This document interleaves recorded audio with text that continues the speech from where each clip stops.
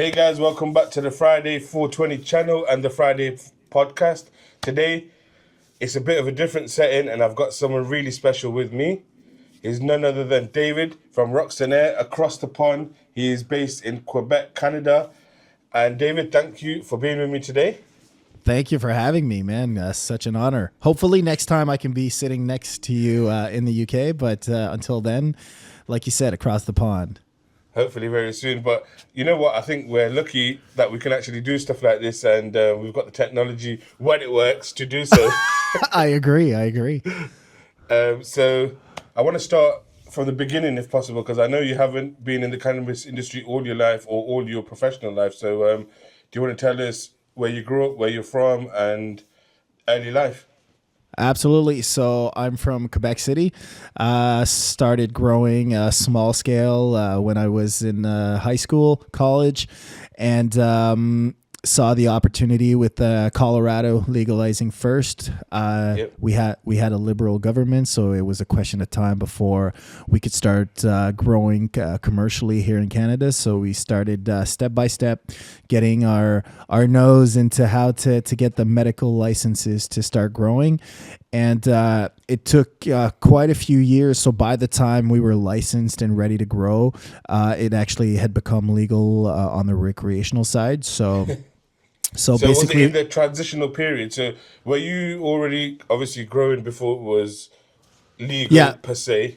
small scale. So Yeah. like a little home drip hydroponic garden. Okay. Nothing crazy. I know there are a lot of players that used to grow big scale before it was legal. So Yeah. so they came into the legal game with knowledge of how to grow scale. We had to learn Scale up. we had to learn how to scale as we were already licensed in legal. And do you remember your first grow and do you remember what it was? Oh my God. The strain, it must have been like either Quebec Gold or Jean-Guy. Like from what I know, it was like the two things that were out there. Or one of the strains that everybody kind of knows about. Exactly. Or M39, probably M39, which was like the what Like like the staple? the organized crime strain that was a very short flowering Yeah. time and very resistant to pathogens and so easy to grow basically. I think we have one in it's called Stardog, and it was around for a very long time before the flavors and exotics started coming around. So I think yeah, S- we had kind of the same thing. same, yeah. And then how was the transition from the illegal or before it became legal to then growing it in the legal manner? Was it a prolonged process? Did you have to? Was it a lot of paperwork or was it simple enough? It was very complicated in the sense, like I said, that we weren't already set up for scale, so we had to start at like finding the facility or actually building the facility, finding the right spot.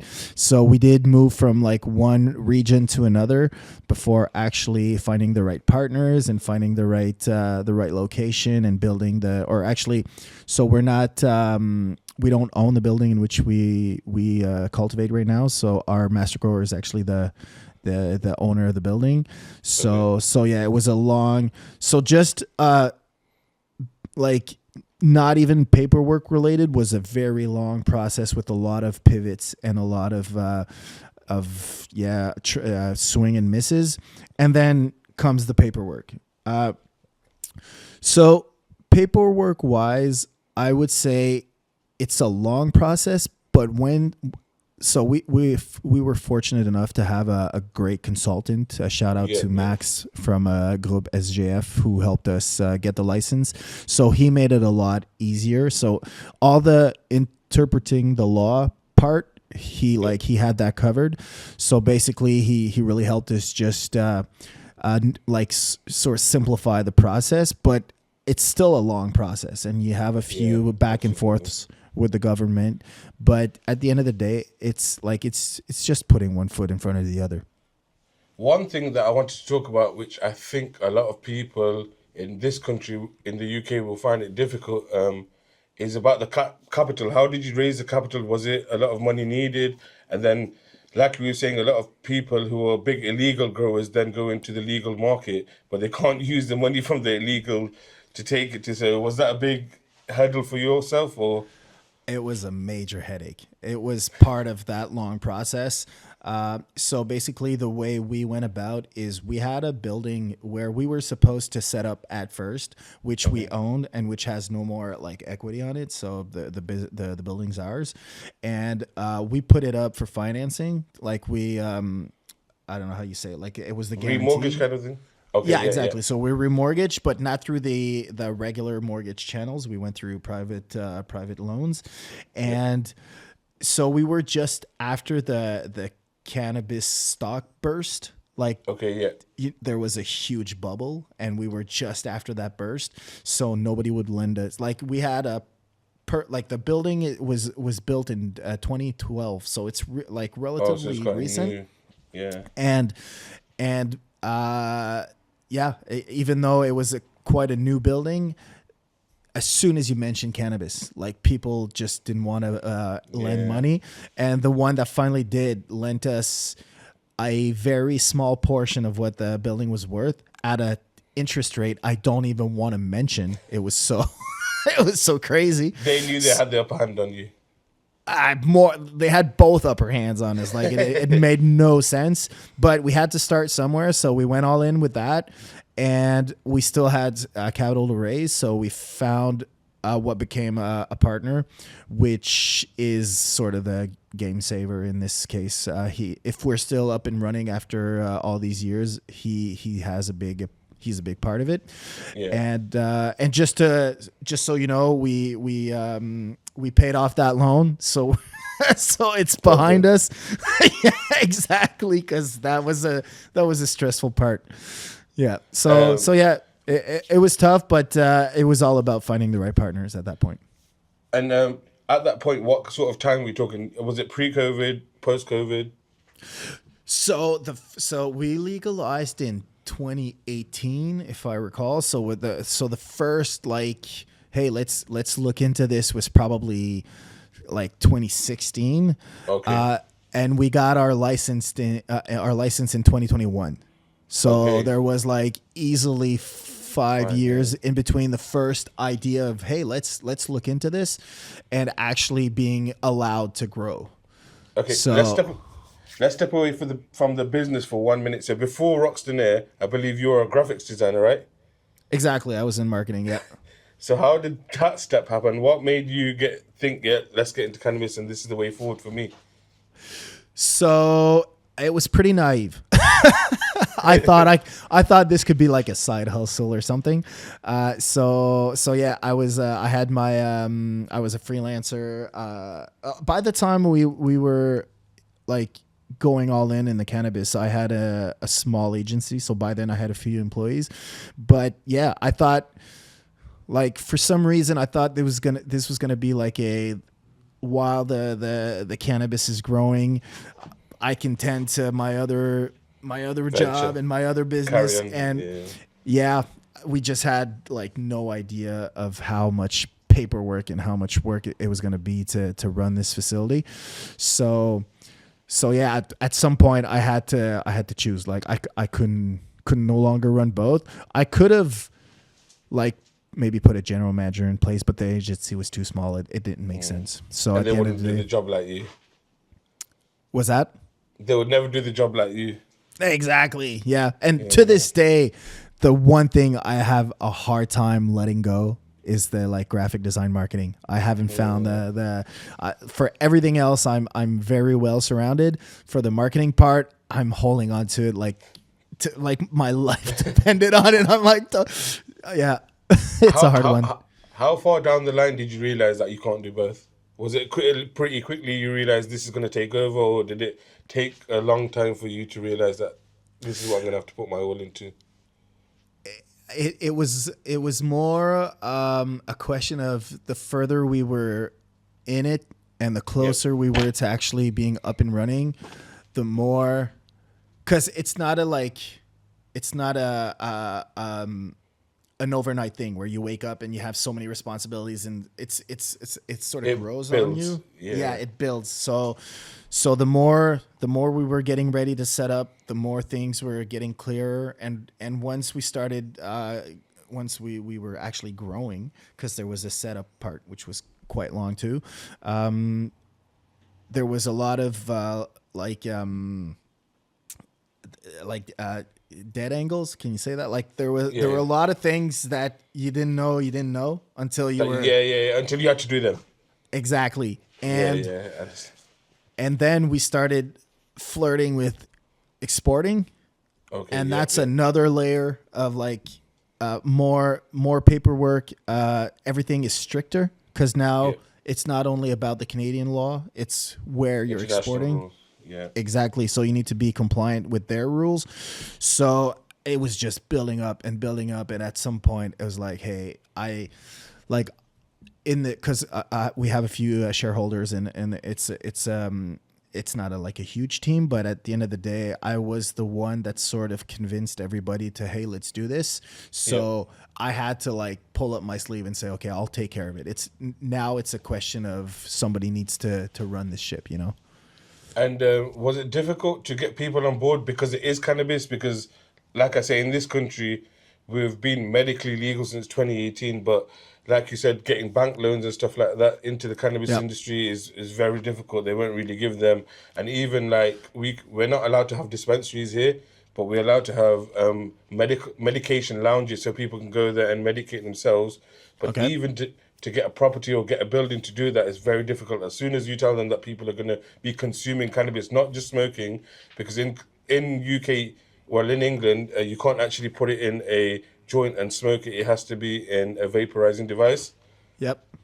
So even telling people that people are not even going to be smoking cannabis, they're going to vaporize it. No, you can't do that in It's my still, building. Yeah, it's yeah, very absolutely. difficult. So yeah, it was hard. So we were sort of, like I said, right after that bubble. So maybe a year before would have been like people would have been Ideal. throwing money at us. Now we really had to struggle. Funny enough, the people like the partners we ended up joining venture with were sort of people that were knee deep in it, just like us. So we were sort of looking for each other, I guess you could say. Yeah, yeah. So they were like, hey, we're already all in this. Let's just let's push through, you know? So that's kind of how that marriage, that joint venture came along. And when was the first point that you personally thought, yes, this worked for me, and the leap of faith I took, it's paid off? When was the first? Was it after the first grow and after the first time you sold your first weed legally? To be perfectly honest, to this day, it's a grind. Like there was never an easy part. There's always something. But on the other hand though, I sort of learned to embrace the struggle. It's kind of weird to say, but I'm really passionate about so I have the French word entrepreneurship. So like just being an entrepreneur. I went to business school, got to meet so many entrepreneurs, and I'm just really fascinated and passionate about the hustle and the like the I don't know the sort of lifestyle that comes with Lifestyle, it. yeah, But exactly. I not know exactly not what you mean. but not the glam the part of it. The just constantly figuring out Learning. problems. Yeah, and learning. I keep saying in the cannabis industry, we consider ourselves everlasting students, and we made it a business culture to stay students of the game. Because even though we have more experience than others, there's always going to be people ahead of you, and you always need to 100%. be learning. So yeah, I truly learned to embrace the struggle and to look at the silver lining of, hey, if we make it out of this, we're stronger on the other end, and we'll just be more prepared for whatever's coming next at us. Okay, so what is one of the biggest lessons you've learnt so far after becoming a chairman of a cannabis company? So something that you didn't know before, but you've learnt since, obviously, and not something to do with cannabis, just something to do like a life lesson. I don't think we'll have enough in an hour to go over everything I learned. What's the Okay, so I might sound a little. This might sound a little. The culture, man. Yeah. We there were so many points where we were like, okay, is this the end? Like, and when we hit, I don't want to say rock bottom, but at those times where we're all sitting around the table and having these very serious discussions that you sort of don't want to have, but at some point you have to have them. Yeah. To be surrounded by people that put their money in, their hard earned work money, because we have one partner that's very fortunate. Let's say he worked hard for his money, but he just happened to make a lot more than all of us. The rest of us is really like blue collar, hard work, hard earned money, you know. And to have all these people around the table, and to have all of them worried, or at least like wanting to make sure that I'm still like mentally healthy, that I can still like do you still want to do this, David? Yeah, I think like you're making this easier on me, because I don't feel this is all about money. I feel this is like something we're all like. Of course, at the end of the day, it's a private company. We need to make money, but the idea that we're all humans, and if the captain of the ship is going down, the ship's gonna go down. Yeah. But 100%. if the ship hit a rock, but everybody's like the culture of the business is all about so our main value in the business is bienveillance, which is sort of goodwill. If you could, there's not the exact translation for it, but it's all about like taking care of one another.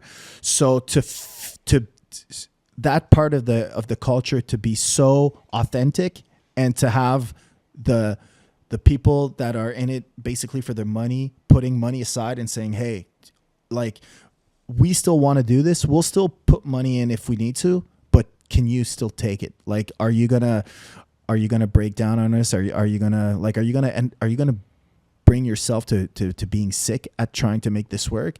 That gave me so much power. Like, it was like, you're making me invincible at this point. We can take on anything, because I know I can sort of slow down if things are becoming too hard. But that's what got us over the hump and where we are now, which is in a very good place with still a lot of challenges. Don't get me wrong. Did you imagine in this short amount of space of time that you would be where you are now, or did you think it would be a much longer time? No, at first it was like the amount of people that told us that money was gonna grow out of our ass. Like it was. This sold you a dream. And they believed it too. So it wasn't like fraudulent, you know. It wasn't people promising me something and couldn't deliver. It was really like during the time where the bubble hadn't burst yet, everybody was convinced that we were just going to grow money. Basically, it's like, you guys are going to grow money. It's going to be so easy. You're going to be so fucking rich overnight that at some point you were like, you see yourself on your fucking boat, you know? It's like, even though that's not the reason why we're doing it, when you have so many people telling you how easy it's going to be and how much money you're going to make. They're manifesting it for you. Yeah, and at some point, you're like, if everybody's thinking it, you're going to start thinking it at some point too. Yeah, exactly. So, yeah, man, it's like today, what sort of grew on me over the past like few years is becoming sort of, I don't want to say paranoid, but suspicious of like, am I allowed to believe that at some point things are going to go smoothly and like the profit margins are going to be where they're looking to be at? Because I mean, I have a good CFO, and I mean, she's a brain. She knows how all this works. Maybe not the cannabis side, but I mean, she knows how to crunch numbers, and everything's out there. It's like, this is like you've made it over the hump. Now you just need to be patient. You know what I mean? And it's funny how I've sort of become this. I've sort of resigned myself to, you know what? It's a really great business. The team is amazing. They've become family. I'm sort of doing it for that now, more than like I'll be happy to rake in the profits. Like, of course, don't get me wrong, but that's not my mission. I don't That's wake up in the secondary. morning. Oh, absolutely. It's Yeah. it's become making this family grow and giving an opportunity for everyone to grow inside this family, and the challenges. I mean, it's become an obsession. Like, bring on the challenges. I know I'm well supported, so let's go. Yeah, and how important is it to have people like that, people with the same end goal as you, people with the same interest? And have you been through like a lot of people? Has a lot of things changed, or has it always been the same people from the start? It's always been this on the. I mean, like the employees. There's been a little movement. We have one that's been there. A shout out to Junior. He's been there since basically day one, and we have we still have quite a good retention. But on the partner side, it's been it's the same team since the joint venture. It's the same team, and if everybody's not on the same page, it's bound to break. Like, it's that easy. I mean, if you don't have a common goal with a common business culture, common values, it's bound to break. So it's not even a question of how, like, it's gonna, if you don't have people with the same values, it's gonna work for some time, but it's a matter of time before it doesn't work anymore. Censorship, yeah, absolutely. Another question I had as well: what's the biggest change you've noticed in the industry in your country where you are, from when you got into the industry till now? And then part two of that question is, what is the biggest change you've seen internationally from when you started till now? I'll say from like my point of view. So when we started, the like we're not like the first players to get our licenses. There were people. There were a few people before us, but we were still at that. Retailers like had pretty much empty shelves. Like, they had a hard time sourcing product. Back to, yeah, what's the biggest changes you've seen from when you started till now? Yeah, so when we got into the industry, it was at that time where retailers had trouble sourcing. Okay. So it was so new that retailers were running out of stock, and yeah, it was really. So we had a feeling of, hey, we have the upper hand here as cultivators, as growers, but rapidly it became the complete opposite, where we were so many growers trying to put our products on the shelves, and so we sort of pivoted to B2B quickly, and didn't want to have to go through the sort of the hassle of putting out a brand. And like, I'm from the marketing background. I know how hard and long it is to have like brand awareness. So we've decided to, let's just focus on grow the best way we can grow, and have a partner buying like everything. And there was so many echoes of people are looking for product. You'll be locked in with a bigger player and you'll be set. And that was such horseshit. Like, it was such, like, I don't even think we've made a single like big scale B2B deal. It was all promises. We had so many lined up. It was like, one of them is bound to like sign off on all of this, and absolutely not. So while we were, because at the end of the day, you're still growing, so you're starting to pile up inventory, you know. And I know some growers had it like figured out from day one. So it's I'm not talking for everybody here, but on the other hand, there was so many people going out of the business that I know that it's been a reality for a lot of us. So as we were trying to figure out who the right partner was going to be for the B2B model, we had an opportunity. So this one guy came, sort of a broker, I guess you could say, came into the facility and was like, "Your flower is amazing, man. I usually don't do this with people that don't have like a full year behind their belt, but I might have international like opportunities for you guys. And I was like, okay, so what does that imply? And he pulled up the fees, and we were like, oh shit, we haven't got our head out of the water yet. We need to spit out more cash. What are you talking about? And we just went through the like did our due diligence and looked at it from every angle, and we're like, this is what we need to do. So decided to pivot and went fully international. And from sorry. So I was gonna say, from the international standpoint, now we were lucky enough to be like in the early exporters or small players, because of course the big Canopy, Aurora were already international. So smaller businesses like ours, we were quite in the early ones to drop in Germany.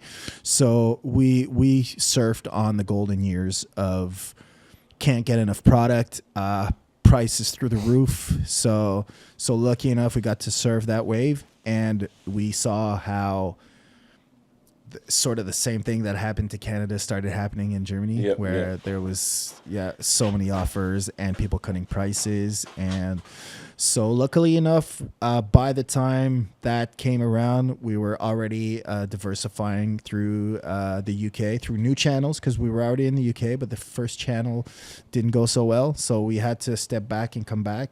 And we were exporting to Australia and Israel by then. So we sort of dodged a bullet on the Germany situation. You know, when you said the UK didn't work, can you share why it didn't work, or is it just something that happened behind the scenes?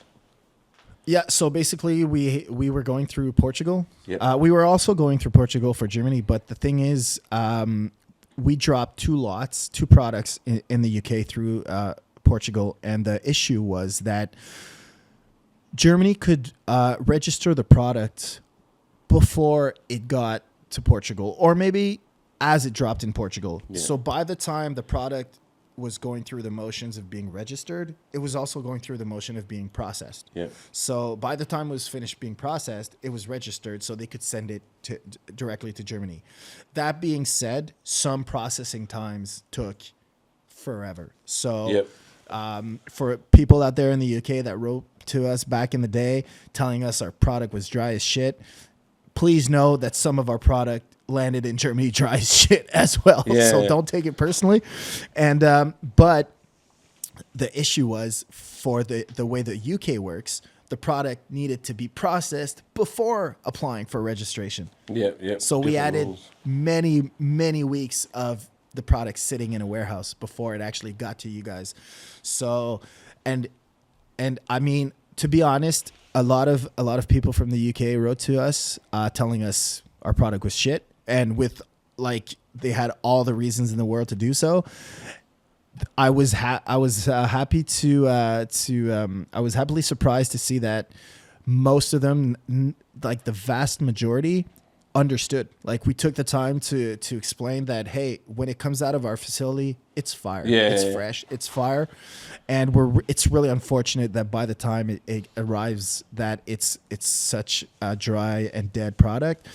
And like I said, practically everybody really understood and were really eager to put their hands on fresh product, and that's why we were so happy to find a new route. Yeah, and there's another reason that I can stand by what you're saying, because I'm a medical patient. I get medical flower as well, and a lot of it, like you said, is not the best. And the reason is because the reason you just said, because it sits too long in places, then it sits in other places too long, and like you said, when it's fresh from the facility, it's fire. It is going to be fire. I've sat down, like you said, Portugal. We got invited to go to Portugal to taste some flower, to see the facilities. And when we were doing the flower tasting, it was, say we had 12 strains, 80% of them were fire. But I know I've had similar strains, or maybe the same strains, in the UK after they've been sitting for so long, and they're not as fire as they should be. So I think that's the biggest, in the UK, even talking to other patients and stuff, I think that's the biggest hurdle that we get. And I was actually talking yesterday to my friend about this. There are growers, there are medical facilities in the UK, but we don't actually know if they need to go out of the country to be processed, and then come back to the country? Because if that is the case, then the same thing's going to happen to them, and it doesn't benefit them being a UK country, if you know what I mean, for us. Absolutely. And there's another factor also is that the requirements for the product to be commercialized, to be registered and to be released, it needs to have a moisture content that is way below what we're used to on the black market. Yeah. Basically, on the black market, there are no laws. Yeah, so you basically you grow the weed. Once you feel it's ready, you sell it. It's out there. Yeah. No, like it's all a question of, is it to your taste? Like, is it curing right from a testing perspective? There's no COAs, there's no certificates of analysis on the black market. Once you move to the Medical. to the legal market, to the medical market, there's all these tests that need to be done, and for some reason, I guess there's a health reason behind it, but they ask for moisture contents that are sometimes below 10, and just to give you a comparing point, on the black market, you're usually more around 12 and sometimes up to 13. At 13, you might be a little too moist, but so we've seen, and the product needs to leave my facility at 10. So I need to prove to my importing markets that my product is already compliant. So it leaves my facility at around below 10%, which is already on the dry side. Yeah. And it goes through weeks and weeks and weeks and weeks and weeks of processing and storage. So by the time it gets to you guys, previously we have a new route that is amazing. 2 products we just dropped in the UK. I haven't seen it myself yet, but the feedback is really good and a lot more fresh. Going back to the moisture content, is that because of preservation and the longevity of shelf life, or is that something that they just put out there and you just have to comply with it? So from a legal standpoint, I couldn't give you the exact reason. What I can tell you though is that, and we learned that the hard way, it's not actually the moisture content which is the problematic, it's the water activity. So just to give you a crash course, moisture content is everything that's liquid within the product, as opposed to water content, which is only the water, like the water activity. So water activity is the one that's feeding the microbiology. So it's microorganisms. So too much water activity is prone to more microbiological counts, and too much microbiological count turns into what do you call it? The ecosystem. So it's too much bad stuff, basically. Yeah, the mushrooms, you know what I'm trying to say. The rot, it rots, basically. Yeah. So the word's gonna come back. So what they should have done and I'm not scientific, I'm not a doctor, so I'm talking a little bit out of my ass right now. But what they should have done is put a limit on water activity. Yeah. As opposed to moisture, because moisture, you need to cut on terpenes and other like great components to bring down your moisture content, which sort of makes no sense. You want to be able to, and that's what we've sort of managed to do, is to be able to lower the water activity count as much as you can without burning off the terps. Yeah. You did mention a new route just a second ago. Do you want to talk about the new route, or is that something you want to keep secret for now? Well, I do want to shout out to our distributors at Contrash for having worked very hard to find that new route. I will not disclose what the route is, 'cause, I just want to. I don't want to put anybody in trouble for disclosing delicate information. But at the end of the day, the lead times have dropped so much. We're talking like, to be honest, through Portugal, I think we've reached like 17 weeks at one point, which is crazy. Like, it's so heartbreaking to know that the product's going to be put to market under those conditions. And honestly, in the UK right now, or actually the route we're taking to land in the UK, we're talking like 2 to 3, maybe 4 weeks, which is amazing.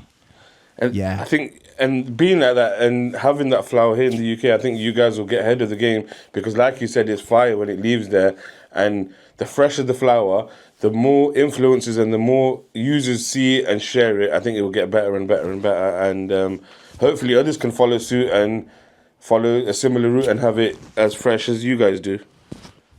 Absolutely, and to be honest, I mean, this is not something that's proper to Roxton Air. It's more so proper to Entourage. So I don't mistake me for a placement or advertisement, but if you go anything that has Entourage on it, anything recent that's been distributed by Entourage is now like a seal of approval of fresh products. So my hat's off to them. They've been working really hard, and we're really happy to provide fresh medicine. I mean, it's a question of night and day. I mean, it's Absolutely. we work so hard to bring fire product to you guys. We want to make sure everybody in the chain works their asses off to make sure you guys get the freshest product. Yeah, exactly. Absolutely. So we've talked a little about the European market. We spoke about Germany. We spoke about Portugal and the UK. I've seen the products now going into the Thai market. How long has that been happening, and what was the process? Was it different to the process of Europe, or was it similar? So we don't have product in the Thai market. We're in Israel and Australia. Oh, sorry. I meant Israel. Sorry, not Thai market. In Israel? Yeah. So the process was longer because it's Israel is the, I want to quote unquote this, only country where they have another certification on top of. So basically, EU GACP allows me as a cultivator to send bulk Europe. product to pretty much any market. Israel has one on top, which is called IMC GAP. Okay. So they have their own specifications, and they're a little stricter on especially pesticides, which is a good thing. Yeah. If you ask me. It's just that we had to go through the process of all the audits and getting those certifications on top of the ones we already had. So that made it a little longer. And the context in Israel made it longer too. I mean, they've had bigger fish to fry than importing cannabis for a while, if you know what I mean. So that made things. And at some point, we were like, we're never going to send any product to Israel, and we did all that for nothing. But you know what? We've been doing a few things, maybe not for nothing.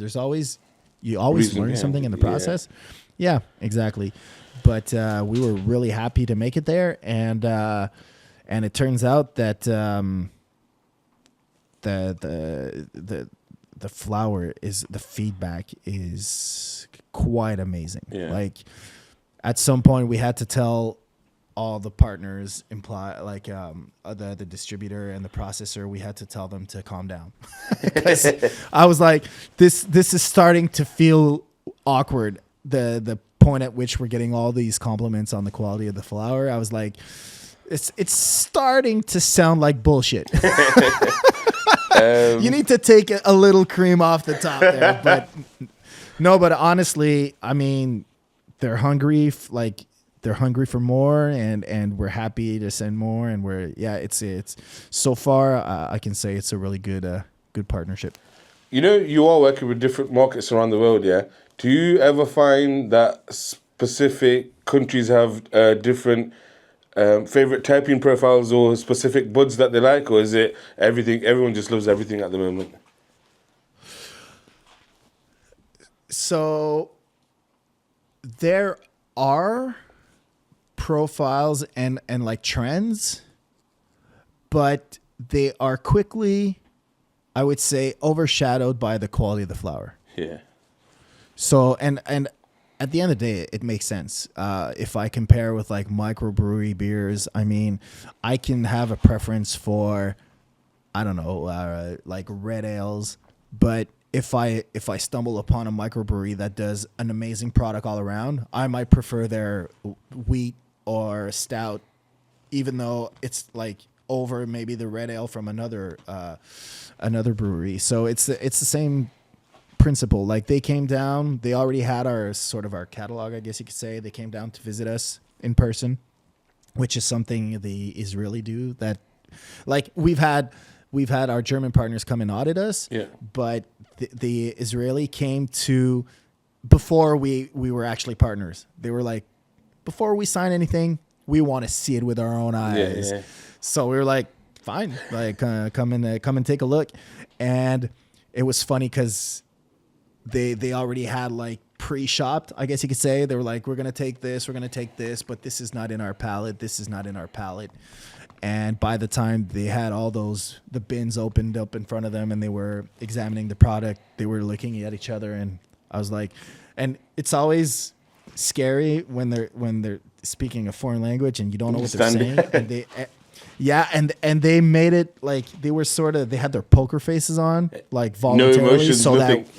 Just talking Yeah, and I mean, I would have done the same. Like you want to keep your, the upper hand on the negotiation. So they were talking to each other, and it felt like, oh shit, like, are they not going to take anything at all? Because like we've been sort of invested in this, And they looked up and they were like, we're taking everything.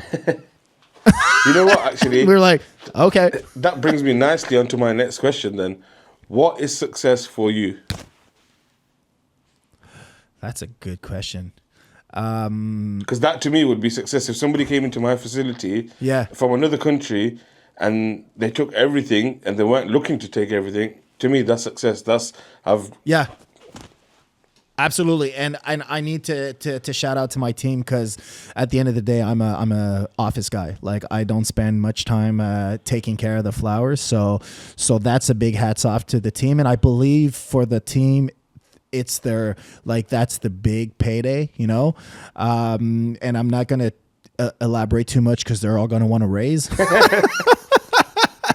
But yeah, I mean, and I do try as much as I can to always bring that feedback back to them. That time it was easy because everybody was in the facility and they were right there, so they got a chance to live it live.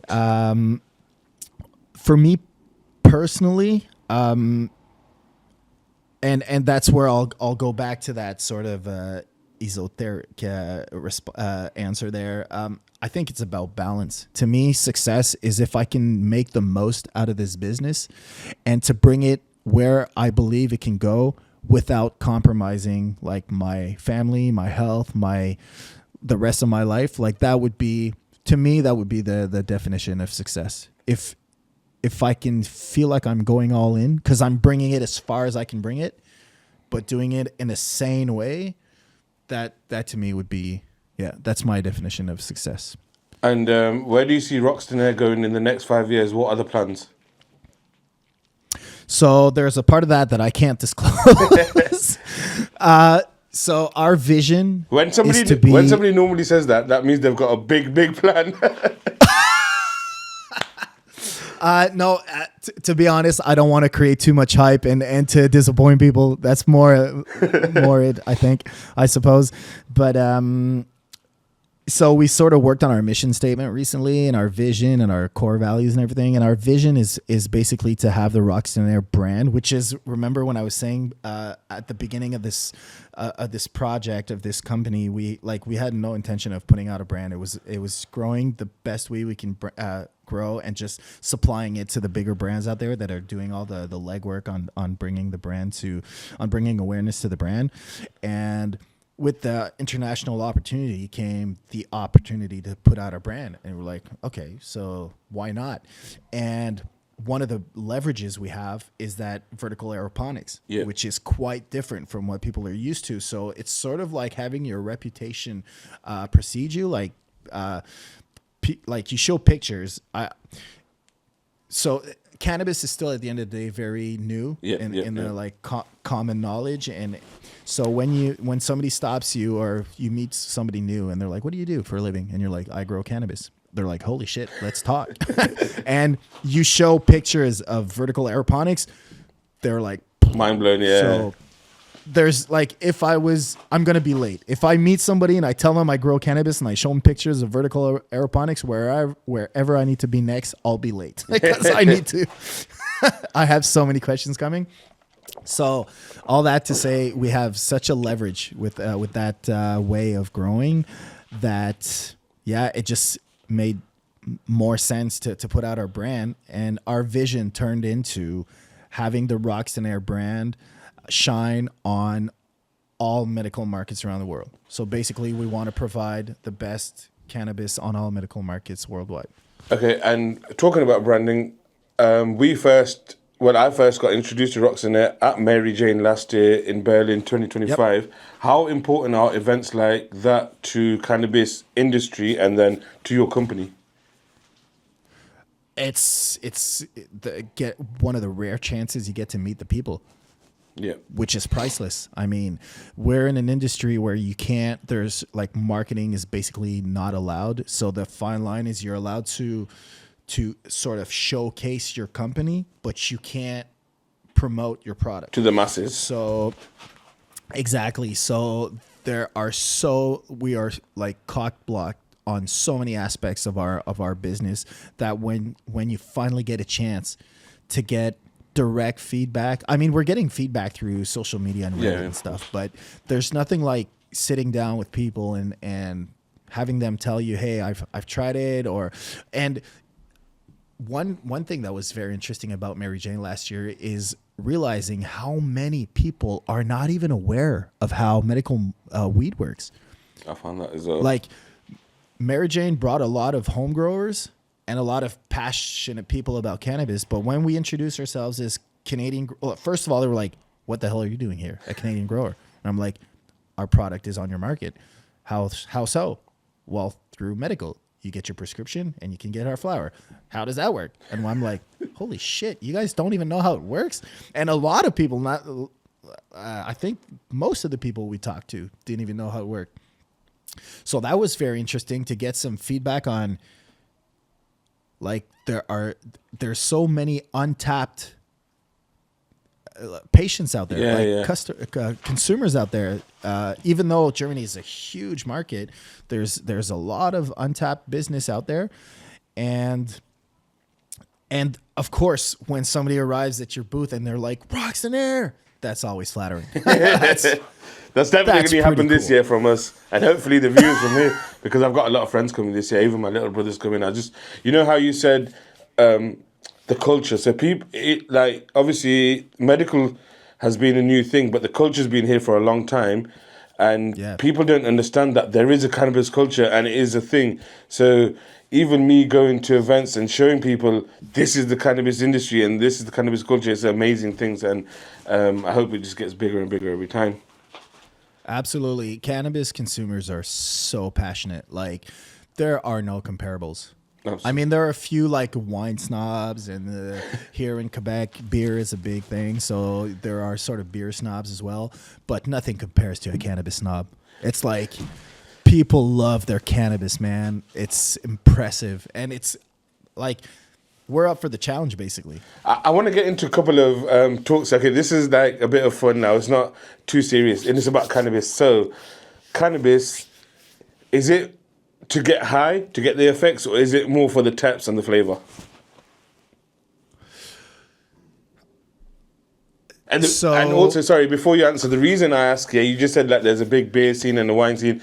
Wine connoisseurs and beer connoisseurs don't drink beer and say, "Yeah, I got so pissed off this. This is my favorite." Yeah, I think if you need to have a really good tolerance to appreciate more so the flavor profile and like everything that comes like with the buzz. I still think there's a good portion of consumers who are just looking for I don't want to sound like it might sound weird, but that are looking for the cheapest buzz. Yep. And it's at the end of the day, it's okay. I mean, not everybody. Same for beer. A lot of people just buy their cheap beer and just want to have a beer after work, and it's not for everyone to be a connoisseur, which is perfectly fine. That's the whole point of a connoisseur kind of thing, yeah.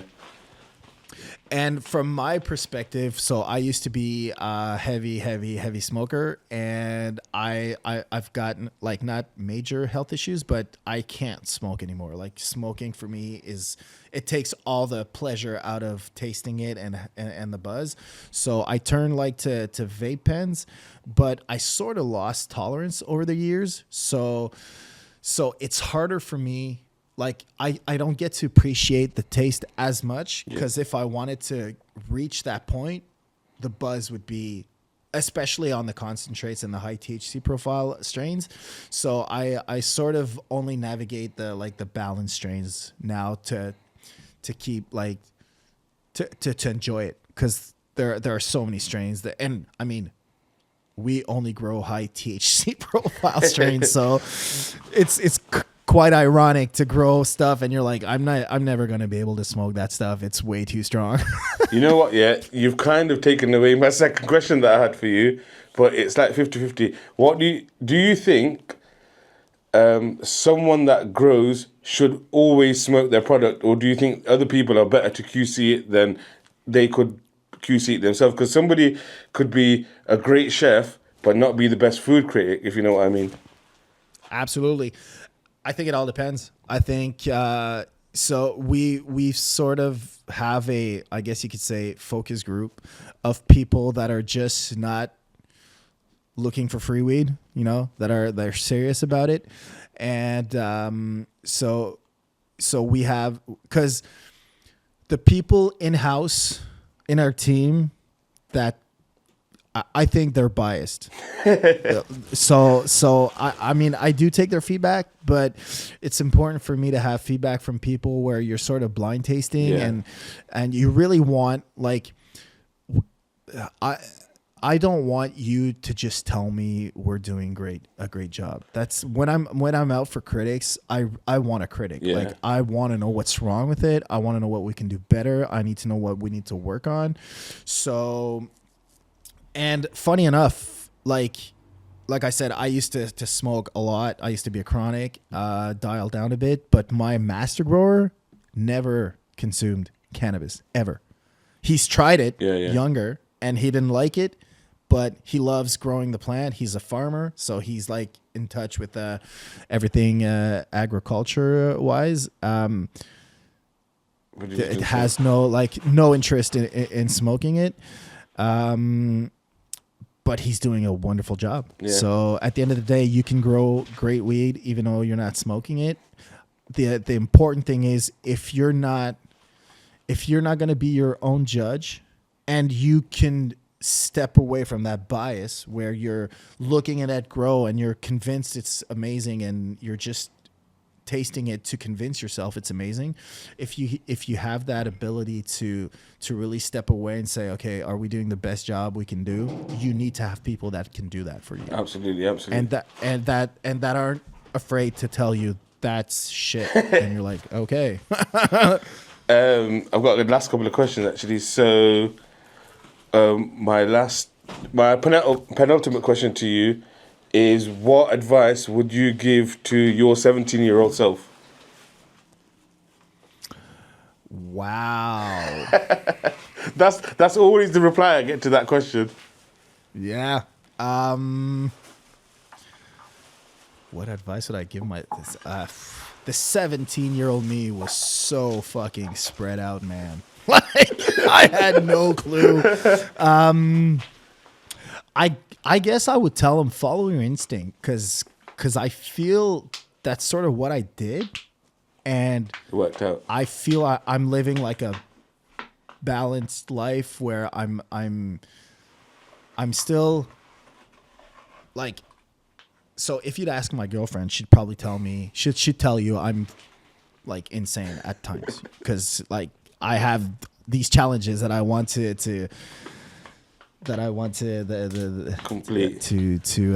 I have these goals that I want to achieve and stuff. But at the end of the day, I think I've really found the right balance to make sure I'm not going crazy over those goals. And so just follow your instincts. And I've read so many books on like Simon Sinek and all those like great leaders and all those, and it all comes down to like follow your gut feeling. Like your gut feeling is rarely wrong. Yeah. If you're gonna, like, if you're doing something that feels wrong, it's probably wrong. So like, yeah, I guess that would be the best the best advice. And then my final question, and I should have asked this way before. Obviously, we've spoke about the medical market around the world and that. Do you think or is Roxton Air already in any rec markets? And do you think, if it's not, do you think it'll ever get there? So we tried getting into the Canadian rec market, but we already had started exporting, and the model and the margins internationally just Work out better. And we're still pretty small scale, so we at some point we couldn't provide on every market we wanted to be on, so we had to make choices, and the obvious choice was to pull out of Canada, because it was such, like, I mean, some people are doing a great job, and we've spoken to great people that could have probably helped us get back in, but at that point we were selling out on international markets, so we were like, what's the point? last thing I want to do is promise, like, I want to keep my, like, so going back to like the core values and stuff, I put a lot of effort on keeping my relationships, like my business and international relationships, and even not only international, but all my business relationships. I really try to keep them authentic. And you know, that old saying, there's no friends in business. I believe we need to respect one another. Like, if there's no more respect, there's no point in making business together. Absolutely. So the last thing I want to do is promise product to people and have them work hard, and at the end of the day not deliver. So we've decided, hey, as long as we're not producing more, we'll focus on international and medical, and honestly, if I had to choose between going back to the Canadian market, rec market, because we've started expanding, or the international markets, having them expand and us export to new upcoming markets, no brainer. Yeah. I'd rather be on the new trails of new international markets than. So I'm not saying I don't want to come back to the Canadian rec market. What I'm saying is, eventually, when it's grown enough, favor. Yeah, exactly. If we're producing more than what we can export, then it'll make sense to look at the model for the Canadian rec market. But as long as the international demand exceeds what we're able to provide, we'll always be focusing on the international. Well, I think the international market is just going to keep growing because it's getting legal in many more countries as we speak, as we go on. I think 2026 is a big look. I think a lot more European countries are looking into the medical market. So I hope to see you in a lot of these new countries, and hopefully we'll see you soon at Medicon as well. Thank you very much for your time today, David, and it's been a fantastic conversation. Absolutely, man. I can't even imagine if we're sitting next to each other how fun it's gonna be. That would definitely and having soon. RJ there too. Oh no, is RJ there? Did I see him? No. This is my new friend. He's back. But RJ will definitely be here with us next time. I'll make sure it happens properly. Awesome. This was a big learning curve. This was a big learning curve for us as well, because we've never done anything remotely like this. So I think it's went very well. So thank you very much for your time today. Hey, before we leave, you want to take a look at these? Oh yeah. I got those just for you. I was so we recorded a podcast before recording this one, and we couldn't bring the product out. So this is the frosted cookies, which is already available in the UK. We have the blue apples here, which is already available. And the two coming up are, so this is a Jelly Rancher, Humboldt Fino, also known as the Hella Jelly, sativa leaning, or practically full sativa. And this is the Flurry Pancakes. So I don't know if you can see, those are all dark purple. Look amazing. Amazing colors. Yeah. You know what? Yeah, I'll be honest. This is my signature. I always say last questions, but I always have more questions. So I've got a few more questions. From what you just showed us, you said two are already available in the UK market. What sort of feedback have you got so far? And is there a favorite between the two? Not many have tried both. It's really recent. We dropped second week of January, I think. Okay. So it's relatively new. So we've had people either try one or the other. Feedback has been amazing, really good.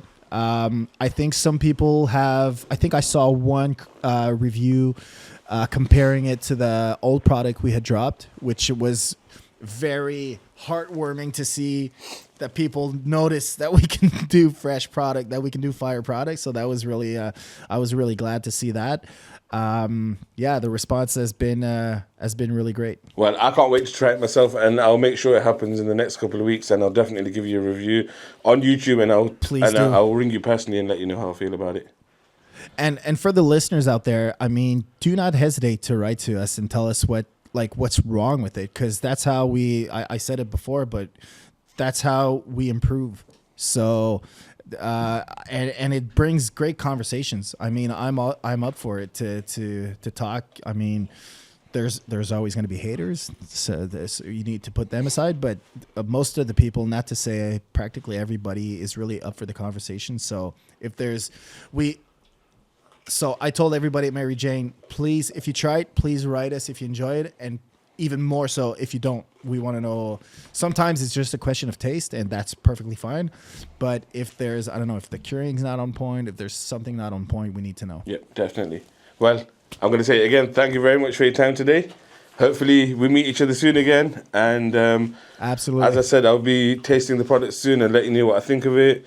For the listeners, make sure you like, share, comments, and subscribe. Fryday podcast, Fryday 420, Roxton Air. Make sure if you're on the medical market in the UK, make sure you try the product out. Let me know what you think. Let them know what you think. And thank you very much for your time today. Take care, guys. Cheers.